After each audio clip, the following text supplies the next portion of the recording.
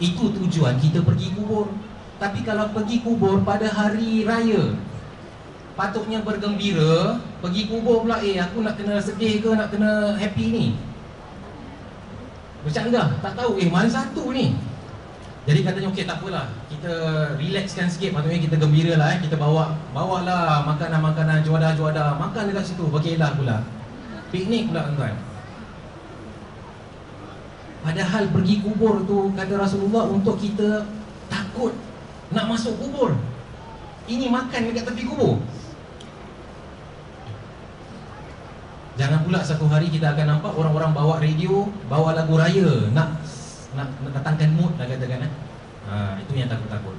Jadi tuan-tuan, apa yang saya nak katakan di sini, walaupun mungkin terkena siapa-siapa, saya minta maaf banyak-banyak, tapi ia bukanlah perkara sunnah yang dilakukan oleh Rasulullah. Nak pergi kubur, ia pergi kubur. Ramadan ini ada masa untuk pergi kubur. Kalau lepas Ramadan, lepas hari raya nanti, lepas satu hari bulan Syawal, 2 Syawal, 3 Syawal, 4 Syawal, nak pergi silakan pergi. Tapi bukan pada satu hari bulan Syawal. Harap kita dapat elakkan perkara yang tersebut daripada terjadi. Kerana matlamat hari raya dengan matlamat ziarah kubur bercanggah sama sekali. Tak kena dan tak tepat, dan bukan sunnah Rasulullah SAW. Baik, okey, nak cepat sikit ni. Ucap tahniah, ini pun kita dah selalu biasakan lakukan. Kita kata sahabat-sahabat, apabila mereka bertemu di antara satu sama lain, mereka akan ucapkan taqabbalallahu minna wa minkum. Apa ucapan mereka? Taqabbalallahu minna wa minkum. Semoga Allah Ta'ala terima apa daripada kami dan terima apa yang ada daripada kamu. Maknanya amalan-amalan. Sekali lagi ucapannya adalah taqabbalallahu minna wa minkum. Kadang-kadang dalam lepas solat pun kita akan baca kan, taqabbalallahu minna wa minkum. Dan orang-orang Melayu juga tambah, maaf hari raya zahir dan batin. Saya rasa itu satu perkara yang boleh ditambah dan tidak bercanggah dengan apa-apa sunnah pun, kerana ia adalah baik minta maaf daripada orang lain. Kenapa tuan-tuan? Hari satu bulan Ramadan, bulan Ramadan itu habis dari bulan Ramadan, kita harap dosa-dosa kita dengan Allah semuanya dah terhapus.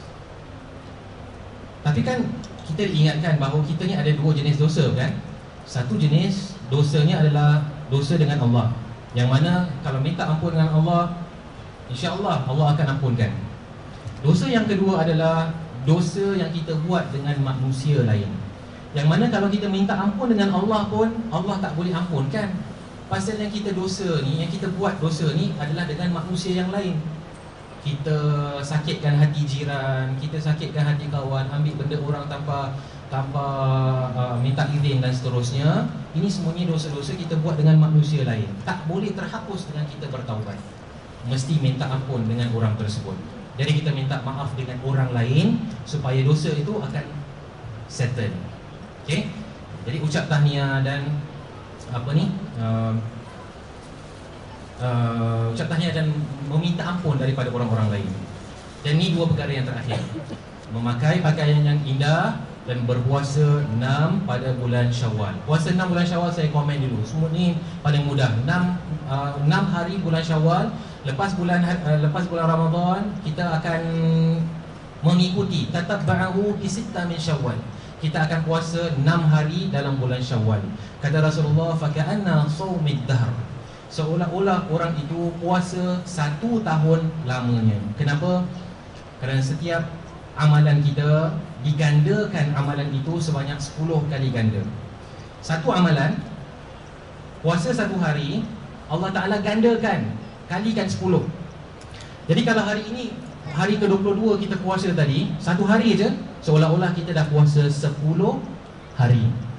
Kalau dalam bulan Ramadan ada 30 hari, kalikan 10, dah berapa? 300 hari kan? 300 kali. Tambahkan pula dengan 6 hari dalam bulan Syawal. 6 hari itu tadi berapa? 6 kali 10, 60. 300 campurkan 60 tadi, 360 hari. 360. Seolah-olah kita berpuasa 1 tahun lamanya kalau kita completekan package Ramadan itu dengan package Syawal. Tahun ini 29 hari Ramadan. Tahun ini Jangan pula pandai-pandai nanti nak tambah puasa 7 hari bulan Syawal. Tak ada ya. Ada 6 saja.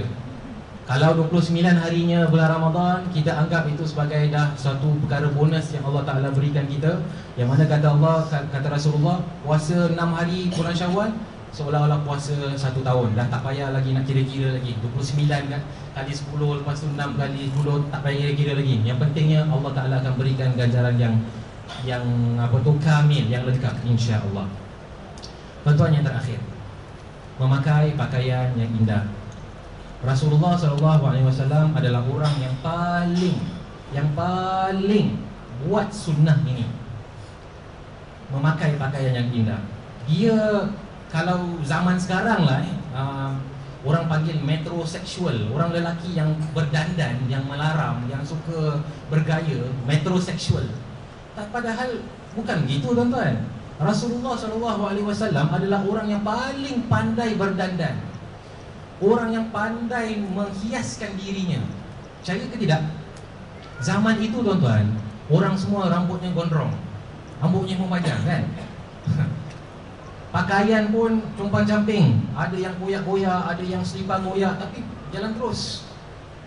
Pasal apa? Zaman dulu dengan zaman sekarang beza ya. Kita punya basic needs sekarang, ataupun apa yang kita nakkan, keperluan kita, keperluan asas, semuanya dah komplit.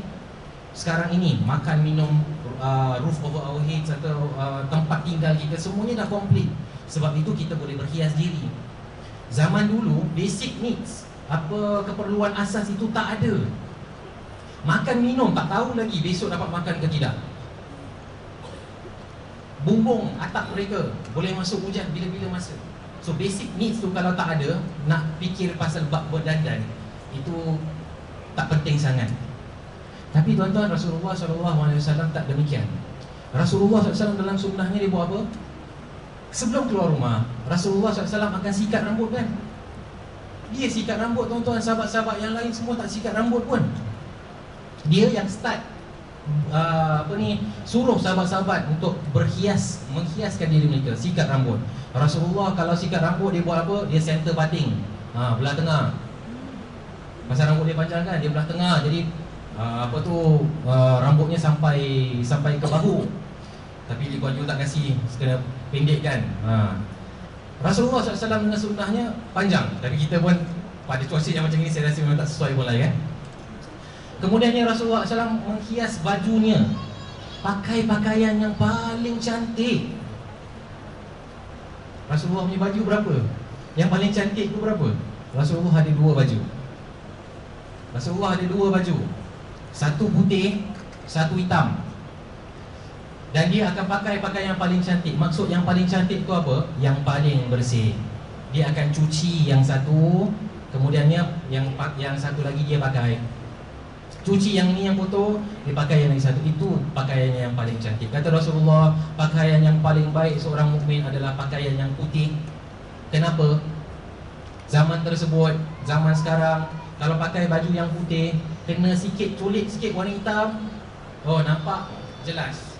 Kalau hari ini saya pakai jubah warna hitam, nak conteng apa pun dekat jubah warna hitam, besok pakai lagi tak kisah kan?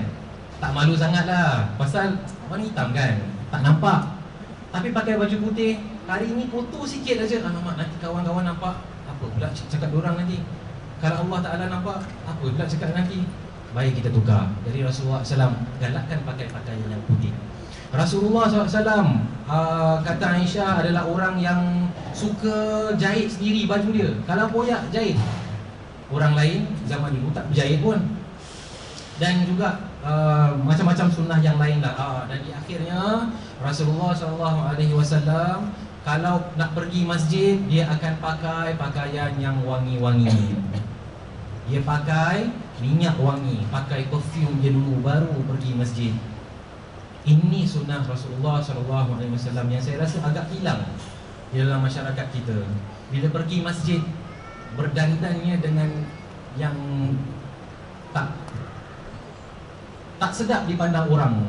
Ada yang seluar jeansnya betul-betul melekat dekat situ, jadi bila sujudnya nampaklah apa-apa yang patut yang kita tak nampak. T-shirtnya pula pendek.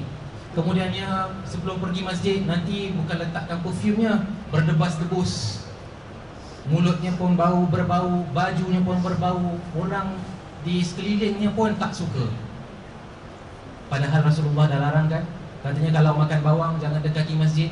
Bukan pasal makan bawang tuan-tuan. Kata Rasulullah, makan bawang tu hanyalah contoh. Katanya kalau kamu bau busuk, bawa suatu benda yang busuk ke dalam masjid, jangan dekati masjid. Pasal malaikat pun tak suka. Kalau malaikat tak suka, apatah lagi kawan-kawan kita dekat sebelah menyebelah. Patuhi tuan-tuan nasihat-nasihat seperti ini, sunnah-sunnah yang dilakukan oleh Rasulullah SAW. Dan justru itu, dalam berpakaian, pakaian yang indah, pakailah pakaian yang paling cantik, yang paling baik, yang paling bagus kepunyaan kita apabila kita menunaikan ibadah Hari Raya Aidilfitri nanti, di mana kita akan sama-sama bertakbir dan insya-Allah dapatkan amalan-amalan sunnah. Walaupun ia nampak agak senang, makan waktu pagi, mandi, pakai pakaian yang cantik, ia semua benda yang selalu kita lakukan, tetapi jarang sekali kita nampak bahawa ia adalah perkara yang sunnah. Maka hati-hatilah ataupun awaslah dengan apa yang pilihan kita pada satu hari bulan Syawal itu. Dan mudah-mudahan insya-Allah pada minggu akan datang kita akan dapat sama-sama solat hari raya dan tak ada orang yang terlajak bangun pagi nanti insya-Allah. Dan sebaik-baik persiapan, saya nak tutup majlis pada hari ini dengan berkongsi dengan tuan-tuan sebaik persiapan Syawal, sebaik-baik persiapan berhari raya, iaitu persiapan yang dilakukan oleh Rasulullah SAW. Persiapan Rasulullah untuk hari raya mudah saja. Sebelum hari raya, Rasulullah SAW akan menghabiskan 10 hari dan 10 malam yang terakhir dengan beriktikaf, dengan beribadah. Dan Rasulullah SAW akan kejutkan ahli keluarganya apabila dia bangun malam, kejutkan setiap ahli keluarganya supaya mereka juga akan turut sama bangun, supaya mereka juga akan dapat sama baca Quran, dapat solat dan dapat teruskan ibadah pada waktu malam. Dan inilah saya rasa adalah persiapan yang terbaik yang boleh kita lakukan. Selain daripada kita menjaga hal dunia kita, siapkan rumah kita, persiapan perhiasan rumah, perhatikan apa yang dilakukan oleh Rasulullah dalam mempersiapkan dirinya untuk berhari raya. Jadi insya-Allah tuan-tuan, pesanan yang ringkas ini saya ulang kembali dengan beberapa perkara tadi. Bertakbir pada Allah, solat sunat yang dilakukan, mandi sebelumnya, makan waktu pagi, bergembira pada hari raya, ucapkan tahniah dan minta maaf daripada orang-orang di sekeliling kita, berpuasa 6 pada bulan Syawal, dan yang terakhirnya berpakaian dengan pakaian-pakaian yang indah. Dan inilah sunnah-sunnah Rasulullah yang ditunjukkan, diajarkan kepada kita. Mudah-mudahan kita dapat, kalau tak dapat ambil semua, ambil satu ataupun dua dah cukup baik. Wallahu ta'ala a'lam bis-shawab. Saya tutup majlis ini insya-Allah dengan baca tasbih kafarah dan surah An-Nasr. Subhanakallahumma wa bihamdika asyhadu an la ilaha illa anta astaghfiruka wa atubu ilaik. Wa la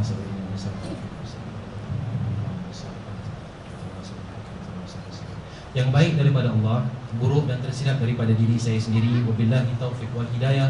Wassalamualaikum warahmatullahi wabarakatuh.